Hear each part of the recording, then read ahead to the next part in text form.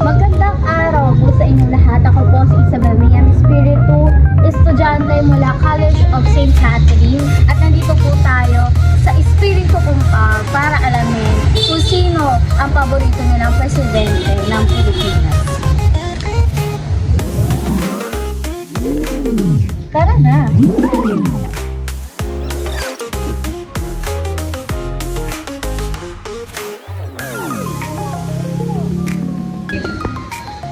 So, ayun no.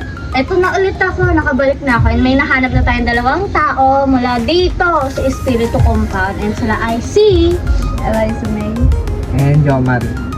So, meron lang naman po akong isang tanong sa inyo. And sana po masagot ko na maayos. Maayos to. Okay. So, sino po ba ang paborito niyong presidente ng Pilipinas at bakit po ba siya yung napili? Hindi naman kami butante, pero para sa amin Si ano? Duterte. Si Duterte. Bakit po si Duterte? Kasi maraming siyang napatay na adik. At saka ano, Yun nga, tungkol din sa drug war, na nabawasan niya yung mga tao na gumagamit ng pinagbabawal na droga, din nabibigyan niya ng effort yung ano, pagdating sa crime ng Pilipinas, tsaka sa corruption. Yun, sige. Yun lang daw, si Duterte daw. O, Duterte, 1 point. So, yun na yan. Thank you po ng marami. Marami. Ayun, ang ganda. Baby, pasok. Yan, we have here another person na mai-interview. Nandito po tayo, kasama natin si Jun! Jun! Tito Jun! May isang tanong lang ako. Sino po ba ang naging favorite yung presidente ng Pilipinas at bakit po ba siya?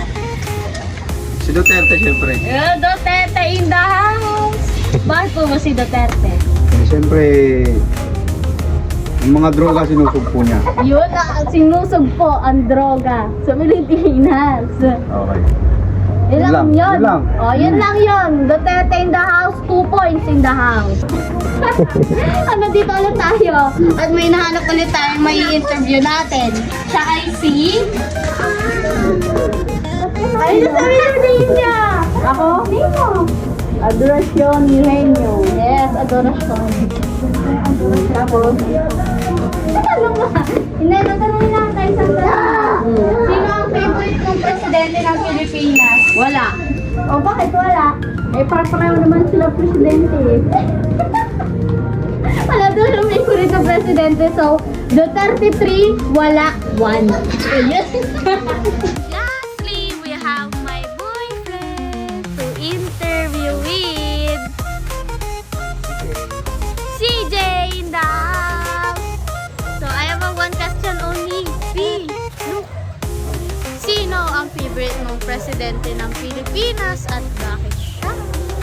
As of now, si Duterte. Duterte din? O bakit si Duterte? Marami yung Tumalon po.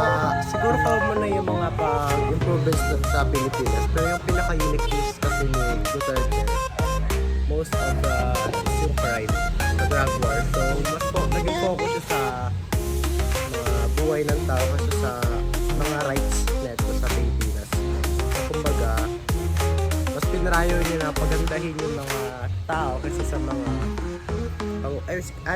I mean yung mga ugali ng tao.